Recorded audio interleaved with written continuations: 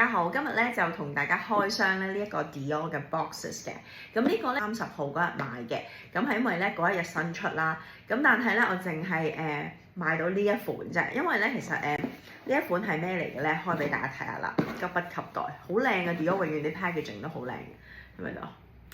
咦，係啦，佢啲pattern 咧永遠都好靚嘅，咁其實呢一個咧其實我都唔使賣關子，係一個首飾嚟嘅。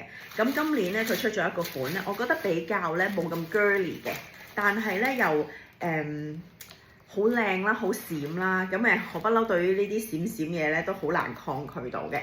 咁呢一個係咩咧？就係一條頸鏈嚟嘅。咁係佢哋新嗰個系列啊。咁咧其實係嘅，有少少咧都好多牌子都有出呢啲嘅款式㗎啦。咁佢係一個咧好似戒指圈咁樣嘅一個裝飾啦，但係佢比戒指咧係應該係細隻啲嘅。OK， 我其實本身咧最初睇中咧係睇中戒指先嘅，不過咧冇我 size，因為佢得 S、M、L 啫。咁我其實係需要大碼，但係就冇。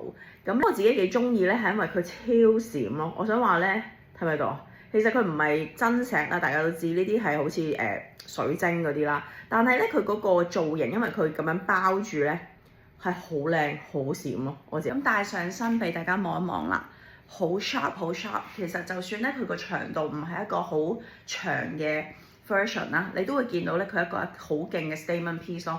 好遠你已經見到呢一度咧係閃閃緊㗎啦。咁咁樣啦，有時你可能咁會。好好睇，好易襯，我自己覺得真係好易襯。咁佢仲有個白色嘅，我覺得白色都易襯，不過白色嘅鏈我都比較多，所以我今次咧就揀咗個黑色嘅。佢中間咧呢一個位置咧係有寫住 Christian Dior 咁樣嘅字喺裏面嘅。